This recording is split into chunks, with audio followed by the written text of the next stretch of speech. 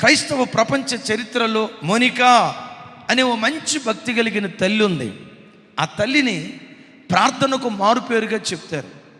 తనకు పుట్టిన కొడుకును చిన్నతనం నుంచి వీడు భక్తిపరుడు కావాలి, సేవకుడు కావాలి, ప్రపంచాన్ని తలకిందులు చేసే యాజకుడు కావాలి, ఏడుస్తూ ప్రార్థన చేసేదట. ఎప్పుడు? పుట్టినప్పటి నుంచి. కానీ ఏం జరిగిందో తెలుసా? తల్లి అంత గొప్పగా ఏడ్చిందో ఆ కొడుకు అంత గొప్పగా చెడిపోయాడట. త్రాగుబోతు, క్లబ్బులకు వెళ్ళేవాడు, వేశ్యలతో తిరిగేవాడు. ఇంకా దిగజారి ఆ కొడుకు ఏం చేసేవాడు తెలుసా?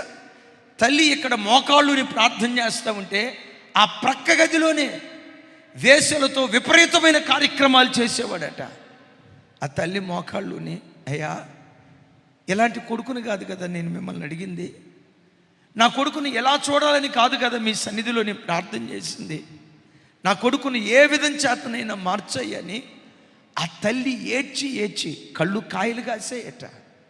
మోకాళ్ళ మీద నిమ్మకాయంత కాయలు కాసాయట.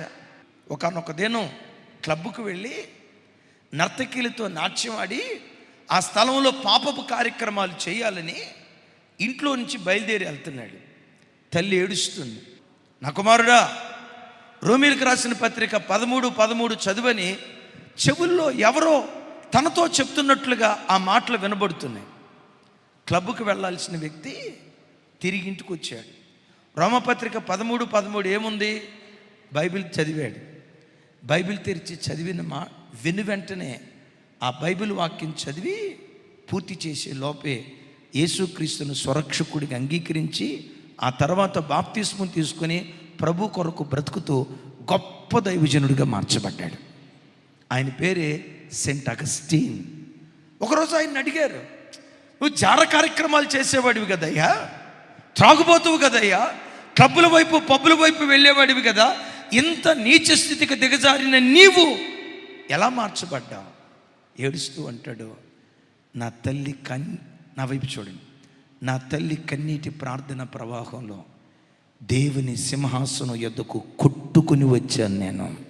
నా తల్లి కన్నీటి ప్రార్థన ప్రవాహంలో చచ్చిన కొడుకు నా తల్లి బ్రతికించుకుంది. అమ్మా, నీ పిల్లలు ఆధ్యాత్మికంగా చచ్చిన స్థితిలో ఉన్నారా? మోకాళ్ళు. ఈరోజు కాకపోతే రేపు కాకపోతే ఏనాడైనా చచ్చిన నీ పిల్లలను దేవుడు బ్రతికిస్తాడు. పాపంలో అపరాధంలో చచ్చిపోయిన నీ ఇంటి వారిని నీ ప్రార్థన ద్వారా నిశ్చయంగా దేవుడు బ్రతికించునుగాక.